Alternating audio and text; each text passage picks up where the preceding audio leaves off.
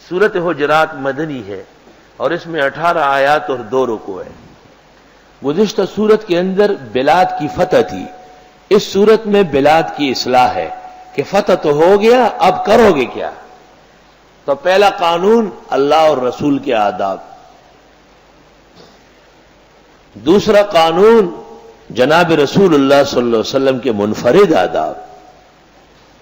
تیسرا قانون صحابہ کی تعظیم، چوتھا قانون پیغمبر اسلام صلی اللہ علیہ وسلم کے ساتھ حسن برتاؤ، چھٹا قانون حضرات صحابہ کی نشانیاں اور علامات، ساتواں قانون مسلمانوں کے باہم جنگ و جدال اور اس کے درمیان مصالحت، آٹھواں قانون مسلمانوں کے تمسخر سے اجتناب،